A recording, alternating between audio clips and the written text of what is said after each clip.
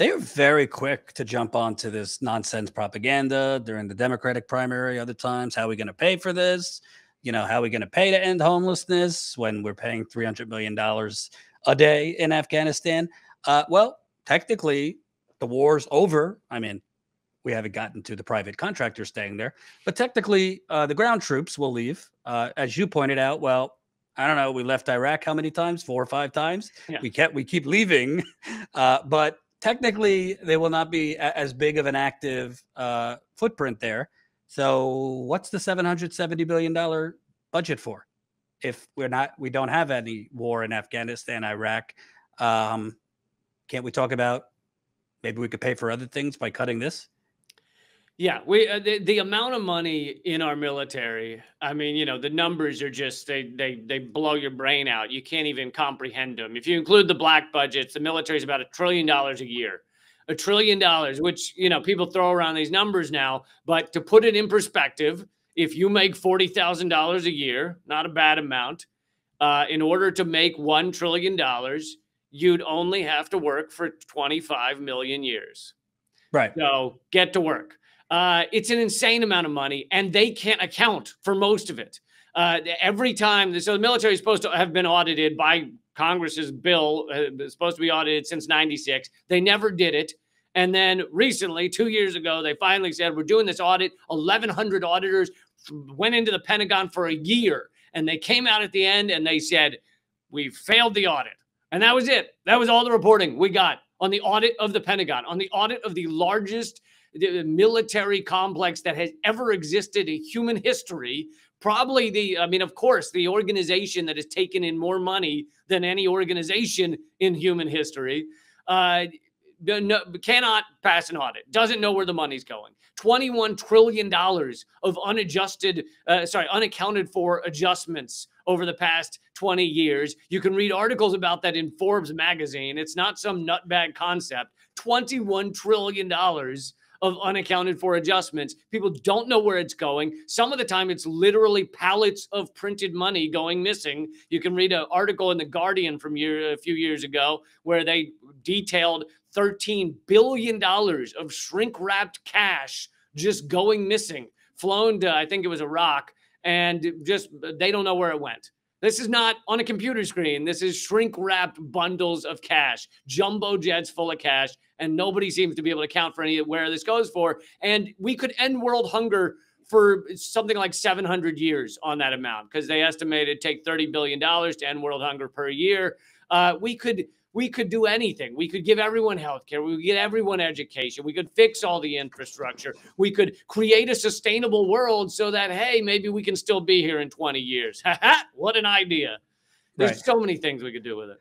Well, I don't know how much of like modern monetary theory you buy into, but to me, I mean, nobody could believe that like taxpayer money did not pay for this multi-trillion dollar boondoggle, just like taxpayer money cannot pay for, I mean, nearly $800 billion defense budget. You mentioned the black budget. We haven't even gotten into the CIA and all the costs there. So it's like, obviously, the U.S. government just printed this fucking money for 20 years, essentially to enrich donors, steal whatever minerals, have a better geopolitical footing there.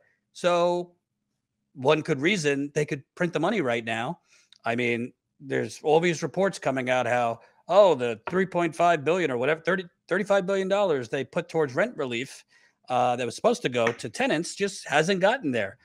They could just issue a fucking debit card for every American tenant right now that can't pay their rent and deposit it. We have the capacity. But it's amazing to me how taxpayers did not fund this war.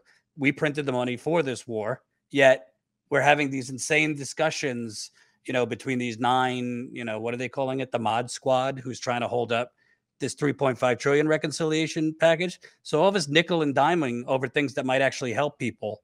But they could print money out of their assholes. And, that's just kind of baked into the equation.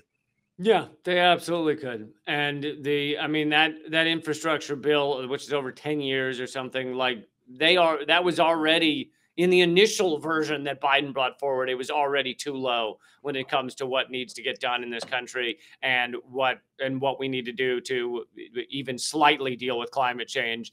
And on top of that, a lot of the infrastructure bill is basically selling off America for parts to corporations. Right. So that's how you get a bipartisan deal, is you say, hey, we'll sell a lot of our infrastructure to corporations, and the right wing and the quote unquote moderate Democrats, which are also right wingers, go, yeah, that sounds great. I mean, it's a clown show, and you're right. They could print the money. They could absolutely do anything they wanted to, because the U.S. still runs the world's monetary supply in a large way, and they're just basically setting up every domino for a collapsing empire. And as they're realizing that these things are collapsing, they're doing things like building up the military even more to deal with it, which of course cannot deal with it. You can't have 1,000 military bases around the world, spend $1 trillion a year, and think that's going to fix a collapsing empire. But these sociopathic assholes, that's all they know. That's all they know is just killing and death. And they're enriching themselves all along the way. It's like a bank's on fire, and they're seeing how much money they can grab before it's all gone. Right. Before you go, I mean, whatever. I give Biden credit. It's okay. Some on the left don't want to do that. You can give Biden credit for at least winding this thing down. I think, we'll believe it when we see it, when like all the soldiers are gone, but at least winding it down to the point of, I mean, we are exiting Americans from there. But well, let's remember that Trump also wanted to. I hate Trump. Trump's a racist asshole. But Trump also wanted to pull the troops out of Afghanistan, and he wanted to pull 10,000 troops out of Germany. But right. Our military-industrial complex, along with our media, made sure he didn't do that. A lot of our media has right now tried to stop Biden from doing this. So Trump also wanted to get out of there. Well, actually, that is a scandal that many people don't realize, because Trump, whatever the fucking reason, maybe he was just hopped up on cheeseburgers. When he lost, even though he was saying he won, he was making orders to the military to get us out of Afghanistan, get us out of Germany.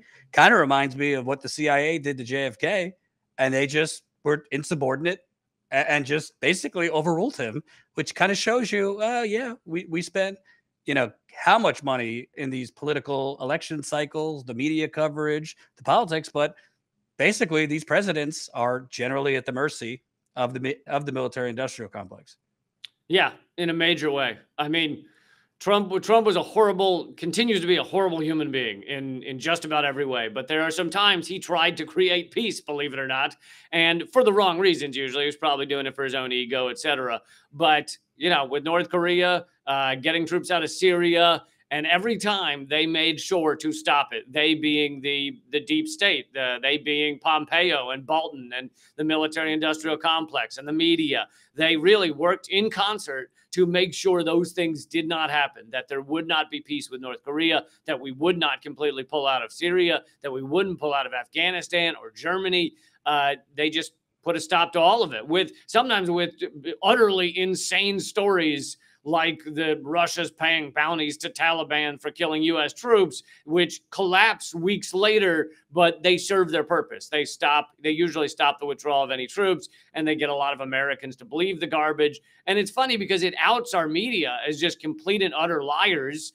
And it shows that independent media knows what they're talking about. They know, we knew these stories were garbage long before MSNBC or CNN would admit they're garbage. And yet still it serves the purpose.